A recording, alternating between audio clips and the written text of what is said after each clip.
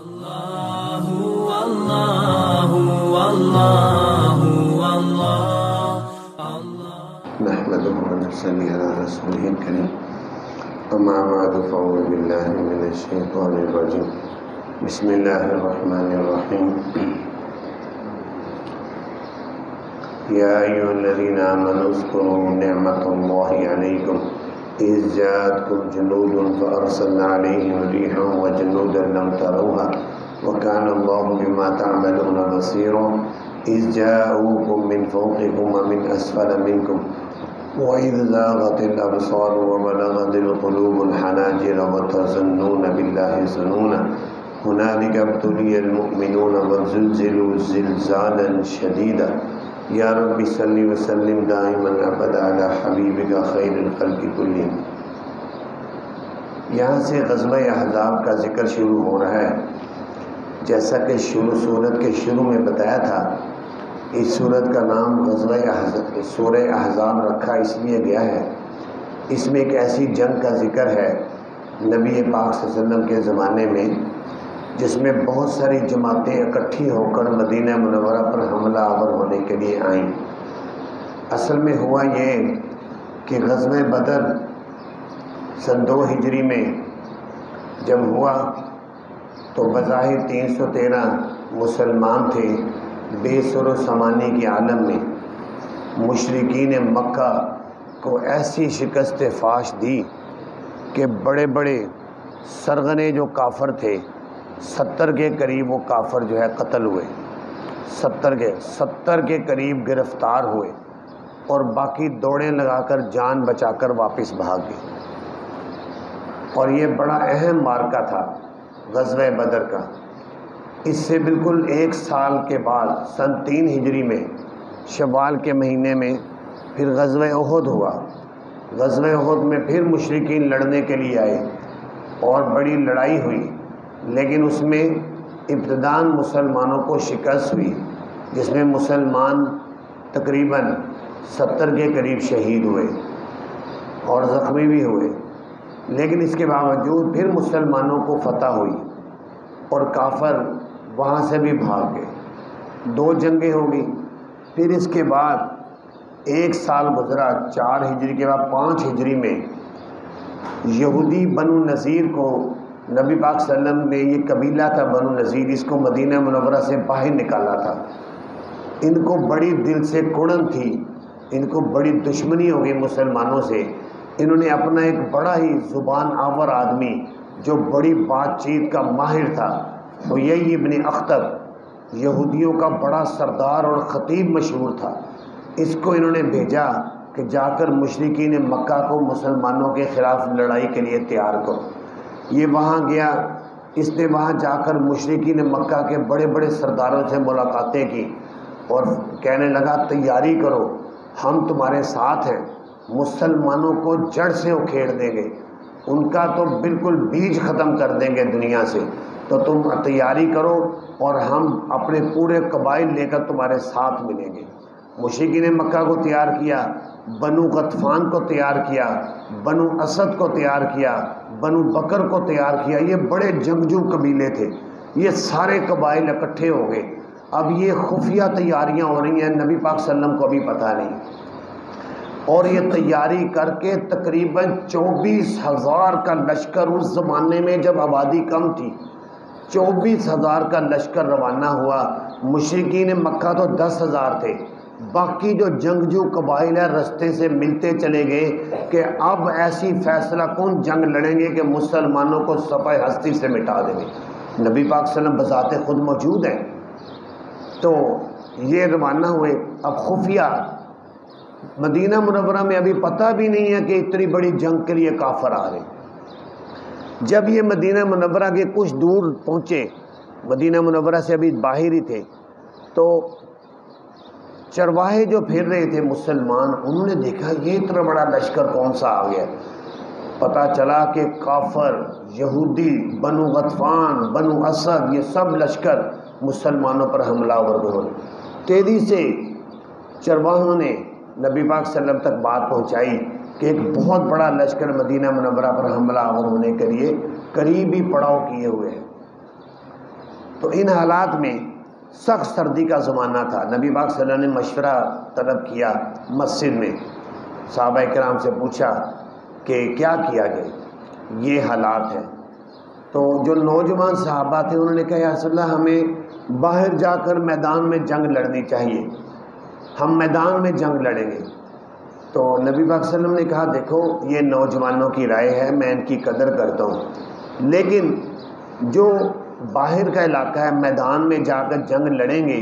اب جنگ کا پتہ تو نہیں ہے کہ ایک دن میں ختم ہو جائے، پتہ نہیں کتنے دن لڑیں، اور میدان میں رہ کر لڑنا سخت سردی کا موسم ہے تو گزارا بڑا مشکل ہے.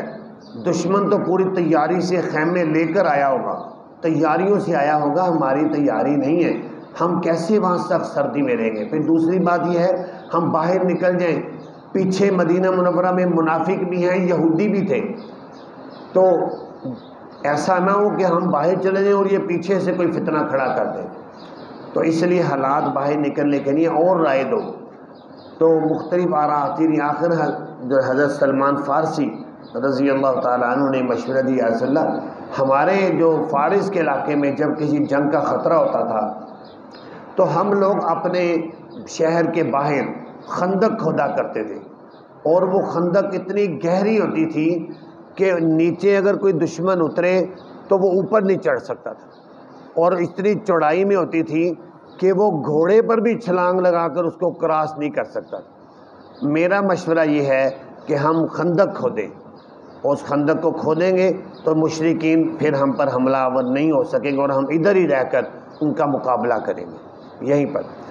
تو اسی پر فیصلہ طے ہو گیا کہ خندق کھودی جائے. اب مدینہ منورہ کا باہر میں کچھ حصہ تو ایسا تھا جس میں ٹوئے ٹبے تھے، اونچی نیچی جگہ تھی، وہاں اتنا خطرہ نہیں تھا، درخت بھی تھے، وہاں تو تیر انداز جو ہے دشمن کی فوجوں کو روک سکتے. ایک ایریا ایسا تھا جو بالکل میدانی تھا، وہاں سے یک بار کی حملہ ہو سکتا تھا. وہاں فیصلہ ہوا کہ یہاں خندق کھودی جائے. نبی پاک صلی اللہ علیہ وسلم نے مختلف صحابہ کرام کو کچھ زمین کے ٹوٹے دیے کہ یہاں آپ لوگ کھدائی شروع کریں، اور کچھ حصہ تقسیم کر کے. صحابہ کرام کی بے سر و سامانی غربت کا یہ عالم تھا کہ کئی کئی دن کے بھوکے تھے. صحابہ کرام کے پیٹوں پر پتھر بندھے ہوئے. بارہ نبی پاک صلی اللہ علیہ وسلم نے وہ ایریا دیا کہ کھدائی شروع کرو. سب سے پہلے نبی پاک صلی اللہ علیہ وسلم جو ہے وہ گھوڑا لے کر آئے اور ابتدا کی خندق کھودنے کی. خندق کھودنے کی ابتدا کی.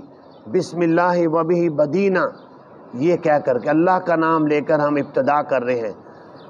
ولو عبدنا غیرا شقینا، میں اگر ہم اللہ کے علاوہ کسی اور کی عبادت کرتے ہم بڑے بدبخت ہوتے. یا حبذا ربن و یا حبذا دینا، کیا ہی اچھا ہمارا رب ہے اور کیا ہی اچھا ہمارا دین ہے. یہ کہہ کر خندق کی کھدائی کی ابتدا کی. صحابہ کرام کھدائی شروع کر دی، اور صحابہ کرام بھی عجیب جو ہے اللہ کے بندے تھے کہ کھدائی کر رہے ہیں، ساتھ ساتھ یہ ترانہ پڑھ رہے ہیں نحن الذین بایعوا محمدا، ہم وہ لوگ ہیں جنہوں نے محمد صلی اللہ علیہ وسلم کے ہاتھ پر بیعت کی ہے. علی الجہاد ما بقینا ابدا، ہم ہمیشہ جہاد کرتے رہیں گے. یہ کہتے جا رہے ہیں، کھدائی کر رہے ہیں. اور آخر نبی پاک صلی اللہ علیہ وسلم نے بھی ان کی یہ بات سنی اور ان کو خوشخبری سناتے ہوئے فرمایا کہ اللہم لا عیش الا عیش الاخرہ، اے اللہ کوئی زندگی نہیں ہے، آخرت کی زندگی ہے. فاغفر للانصار والمہاجرہ، انصار اور مہاجرین کی مغفرت فرما. یہ کہتے جا رہے ہیں اور بڑے ترنم سے، بڑے شوق جذبے ولولے سے خندق کھودی جا رہی. 6 دن کے اندر خندق کھودی گئی، اتنی گہری کھودی گئی کہ نیچے سے پانی نکل آیا. اتنی گہری خندق کھودی گئی، چوڑائی میں بھی زیادہ تھی. اور ایک جگہ پر خندق میں ایک چٹان آ گئی. چٹان میں اب وہ ٹوٹ نہیں رہی، مارتے ہیں آگے سے وہ واپس لگتا ہے. تو آخر نبی پاک صلی اللہ علیہ وسلم کو بتایا گیا کہ ایک چٹان آ گئی ایک جگہ پہ، ٹوٹ نہیں رہی. نبی پاک صلی اللہ علیہ وسلم آئے، کرتا مبارک اتارا، دیکھا تو 2 پتھر باندھے ہوئے پیٹ، بھوک کے عالم میں 2 پتھر باندھے ہوئے. نیچے اترے اور وہ لے کر کدال جب مارا تو پہلی کدال سے اس چٹان کا ایک حصہ ٹوٹا. یکدم ایک روشنی اٹھی. نبی پاک صلی اللہ علیہ وسلم نے ایسے دیکھا، کہنے لگے اللہ اکبر، اللہ تعالیٰ نے ملک شام کے سرخ محل مجھے یہی دکھا دیے کہ یہ فتح ہوں گے۔ اس کے بعد دوسری دفعہ جب کدال ماری پھر ایک روشنی نکلی، نبی پاک صلی اللہ علیہ وسلم دیکھ کر فرمایا فارس کے وہ محلات جو سفید ہیں اور مجھے دکھائے گئے ہیں کہ وہ بھی اس امت کو فتح کر دیے جائیں۔ آخر وہ چٹان ٹوٹ گئی اور وہ مکمل ہو گئی، خندق مکمل ہو گئی۔ اب جب دشمن اتنی دیر میں وہاں پہنچ گئے، 6 دن لگے، ادھر سے مسلمان اندر تیار ہیں، تو ان حالات میں چونکہ اتنا بڑا مجمع تھا دشمنوں کا کہ بہت ہی خوف کا عالم تھا مدینہ منورہ میں، کہ مسلمان بھی سوچ رہے تھے کہ پتہ نہیں کس وقت کیا پیش آ جائے۔ اس کو اس ابتدائی آیات میں اللہ تعالیٰ نے یہاں بیان کرتے فرمایا اے ایمان والو یاد کرو نعمت اللہ کی اس نعمت کو تم پر، اذ جاءتکم جنود، جس وقت کہ آئے تمہارے پاس لشکر، اتنے لشکر آئے، لیکن ہوا کیا فارسلنا علیہم ریحا، بھیجی ہم نے ہوا ان پر۔ اب اللہ تعالیٰ نے کیا کیا؟ مسلمانوں کی مدد میں ہوا چلا دی۔ آپ کو پتہ ہے سخت سردی میں جب ہوا چل پڑے تو وہ سردی ہڈیوں میں گھستی ہے، اتنی سخت ہوا چلی تیز کہ چونکہ وہ لوگ دشمن باہر بیٹھے تھے، یہ تو مدینہ منورہ کے اندر تھے، تو ان کے خیمے ٹوٹ گئے، رسیاں ٹوٹ گئیں، ان کے بڑے بڑے پتیلوں میں ہانڈیاں پکڑی تھی، پتیلے الٹ گئے ان کے۔ یہ اللہ تعالیٰ کی طرف سے مدد تھی۔